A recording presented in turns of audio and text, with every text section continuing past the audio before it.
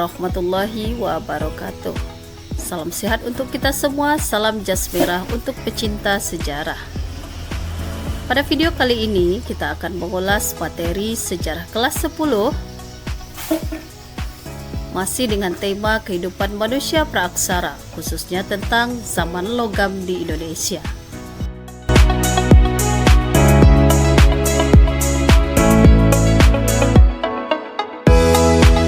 Zaman logam dikenal juga dengan zaman perundakian,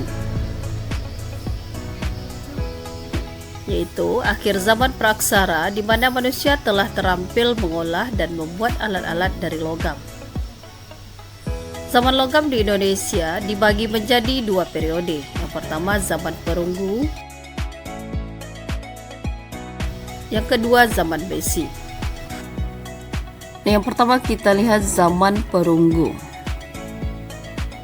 Zaman perunggu merupakan periode praaksara di mana manusia mulai membuat peralatan dari perunggu, yaitu campuran tembaga dan timah. Beberapa hasil kebudayaan dari zaman perunggu. Yang pertama itu ada nekara, kedua ada kapak corong, tiga ada bejana, empat moko, 5 candrasa.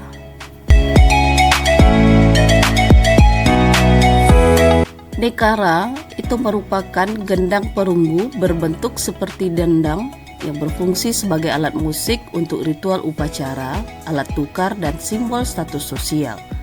Nekara banyak ditemukan di wilayah Sumatera, Bali, dan juga di Pulau Rote. Yang kedua ada kapak corong. Kapak corong merupakan kapak perunggu yang memiliki rongga seperti corong di bagian tangkainya untuk dipasang pada gagang kayu. Yang ketiga ada bejana perunggu.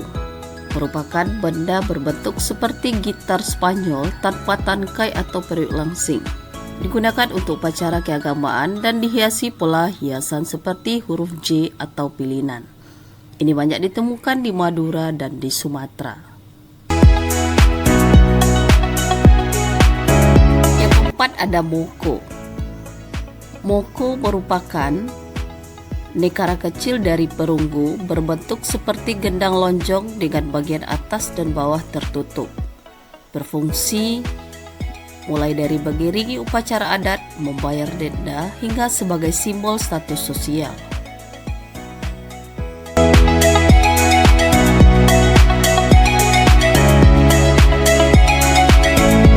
Terakhir ada candrasa, merupakan hasil kebudayaan zaman logam yang menyerupai kapak corong, tapi salah satu sisinya berukuran panjang, berfungsi sebagai tanda kebesaran atau alat upacara adat. Beberapa wilayah tempat penemuan candrasa, diantaranya Sumatera Selatan, Bali, Sulawesi, dan juga Papua.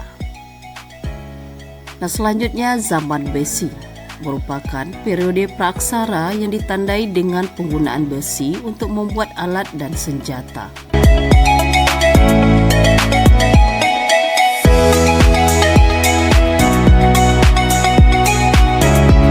Bagaimana teknik pengolahan besi?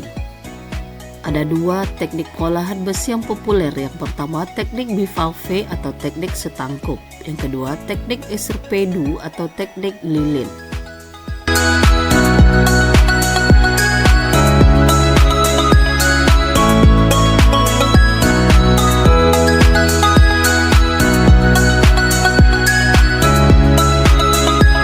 Teknik bivalve atau teknik setangkup merupakan teknik pengolahan logam dengan memakai cetakan batu yang dapat digunakan berkali-kali.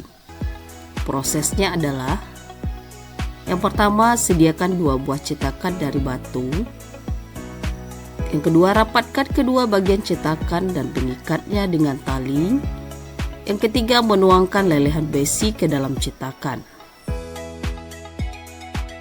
Dan yang terakhir, tunggu hingga besi mengeras.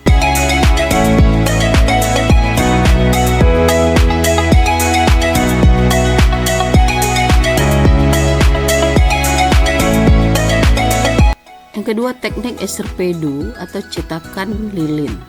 merupakan pengolah logam dengan menggunakan model lilin yang dilapisi tanah liat.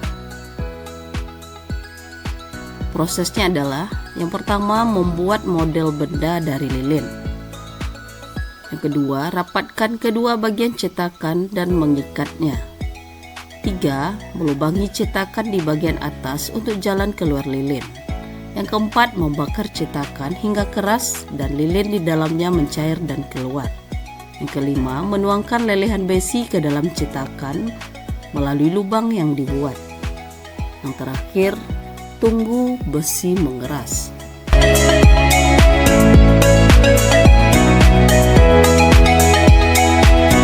Selanjutnya adalah hasil kebudayaan zaman besi. Ada beberapa hasil budaya zaman besi. Yang pertama, mata pisau. Yang kedua, mata panah. 3. Mata sabit. 4. Cangkul. 5. Mata kapak. 6. Perhiasan.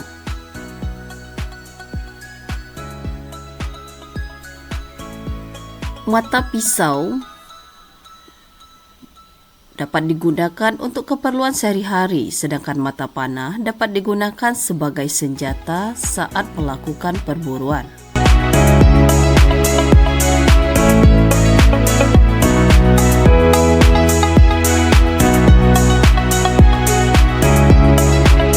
Dan selanjutnya ada mata sabit. Mata sabit dapat digunakan untuk alat pertanian dan keperluan sehari-hari. Sedangkan cangkul itu juga dapat membantu kegiatan pertanian seperti mengolah tanah untuk menanam dan menggali umbi-umbian. Berikutnya ada mata kapak.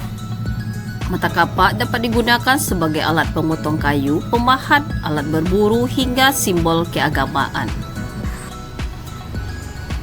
Yang terakhir ada perhiasan. Berbagai jenis perhiasan seperti cincin, kalung, dan gelang juga ditemukan yang terbuat dari besi dan berfungsi sebagai bekal dalam kubur atau untuk mempercantik diri. Perhiasan ini banyak ditemukan di wilayah Bogor, Bali, dan Malang. Demikianlah ulasan singkat mengenai zaman logam di Indonesia. Sekian, terima kasih. Wassalamualaikum warahmatullahi wabarakatuh.